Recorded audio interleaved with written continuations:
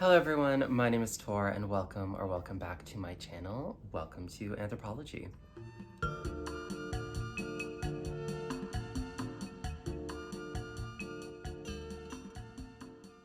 Thank you so much for clicking on this video. If it's your first time seeing my face, welcome. My name is Thor. On this channel, I talk all about things fashion related, decluttering, consumption, cats, daily vlogs, just a general mix of things.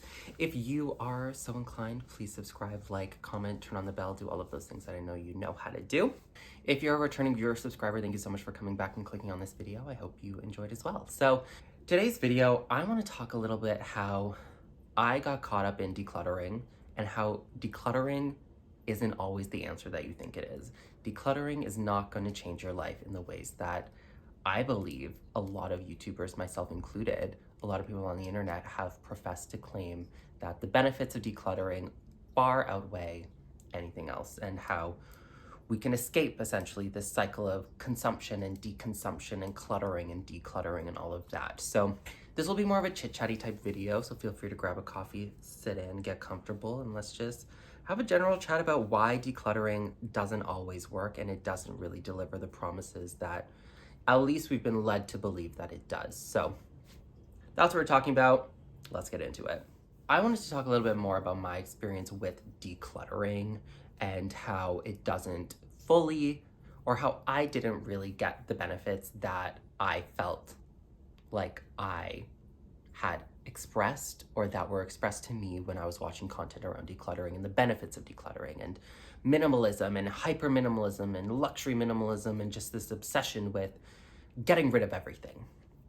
When in reality, decluttering only works when your habits change. And it's very hard, especially in fashion, to get out of that mindset of not wanting to shop, not wanting things, especially when, people are passionate about fashion. They're passionate about shopping and beautiful things and dressing up and, who do you become when you put that on? Sort of that mentality of things. And as someone that's grown up loving fashion and then sort of went a little bit offside and consumed maybe too much of it and then swung the other way and then deconsumed or decluttered maybe too much of it, I'm sort of left on the other side being like, well, that didn't really change my life in the ways that I thought it would. And it didn't really give me the same satisfaction long-term that I had in the short term when I decluttered those items. So basically I came across this article titled Why Decluttering Doesn't Work, written by Shelley Kuhn on The Goodness Margin. I believe that is a blog. And she outlines 3 things that basically have to come to happen in order to ensure that decluttering sticks and that it gives you the results that, we think that it should promise us. The first one is that it's a one and done. Many times we set out to declutter and mark it off the list as done. And I feel like when I was moving and transitioning from a large space to a smaller space, this was definitely the case. I was decluttering just to get it off the list as, well, we don't have space for that, so I might as well just get rid of it and just get it done. What do I have to do today? Oh, I need to declutter something. I need to get rid of something. And then combined with the pressure of YouTube and filming and documentation and all of that, I felt like I had to declutter stuff. And I was transitioning away from this consumption model where I wanted to move away to a deconsumption model. And I found people really resonated with that, especially coming out of the pandemic and then realizing all that we had done financially to ourselves as a part of this community, shopping and over consuming and filling a void with consumer goods, primarily obviously luxury goods and handbags on this channel. And then swinging the other way to decluttering, getting rid of things, purging, getting rid of things for the sake of getting rid of things, and just trying to downsize as much as possible. How many bags can I live without?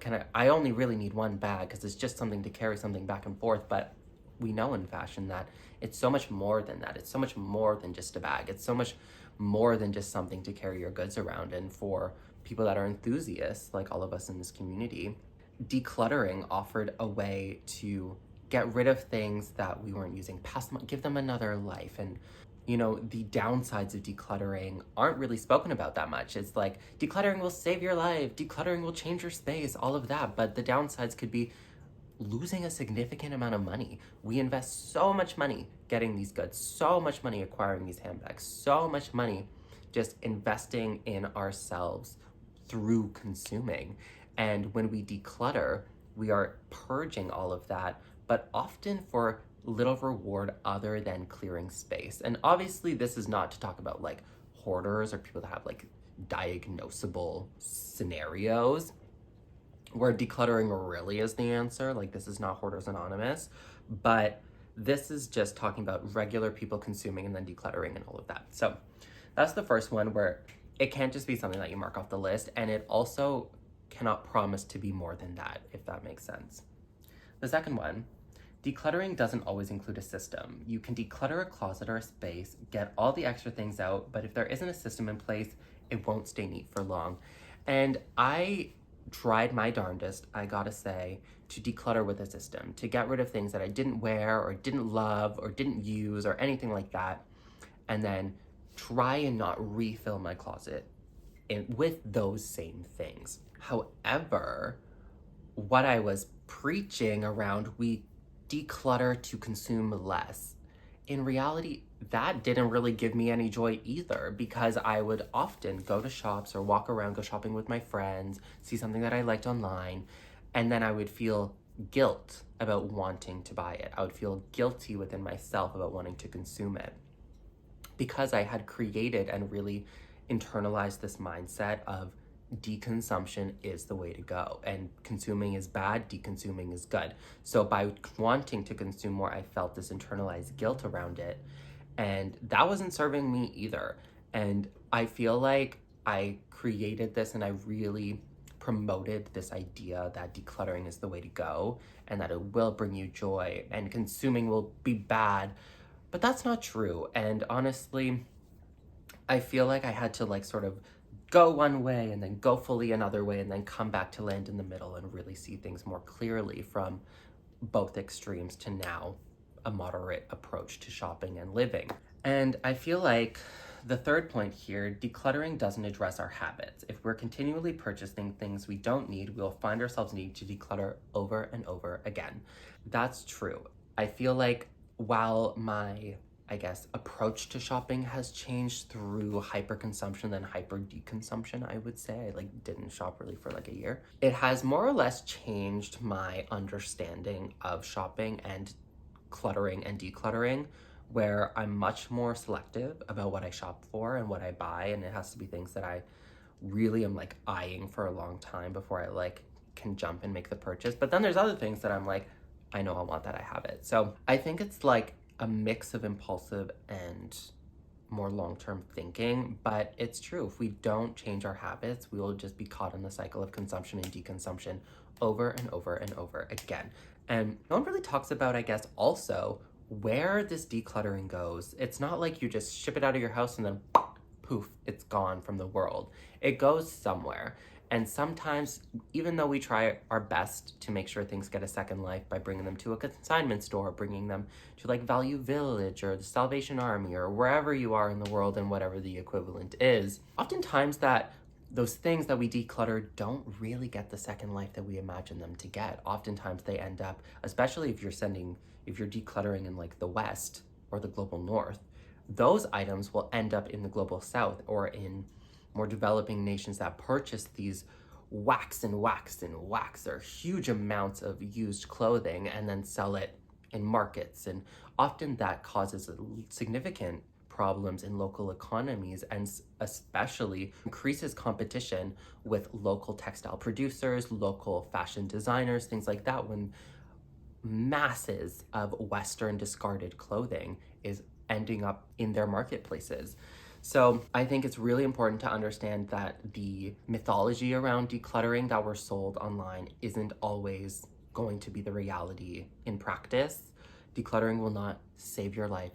It could potentially change your life in different ways, but I don't think, just like how when you buy something new, it's fleeting, where you're like, oh my God, I love it, but that feeling is fleeting. Decluttering is much of the same, where you get rid of something and you feel lighter for a moment, but then potentially you will regret it. Potentially you will miss that item. Potentially a situation will arise where you feel like you need something like that in your life again, and then you have to go through the whole cycle all over again. So I'm going to refer you to 2 other videos. 1, I regret decluttering my bags, and 2, how to deal with seller's remorse with 5 tips, because that will give you a better understanding of where I'm at today in my declutter journey. And I think also decluttering became like a huge trend last year, especially with the rise of channels like Colorful Noir and Christina Micas, where they really promote decluttering and deconsuming and minimalism and all of that, where we went from maximalism to minimalism to luxury minimalism to quiet luxury to now we're getting back into like maximalism. I don't even know. Like, the world is so cyclical that we may be caught in this cycle forever, but that's where I'm at. I hope this video wasn't too rambly and made quite a few points that I expected to make. And let me know what you think down below. Let me know if you've decluttered and it has had potentially a negative impact. Let me know if you've decluttered and it has a positive impact. I would just love to engage further with you all. Let me know what you think. Please like, comment, subscribe, and I hope to see you all next time. Bye, guys.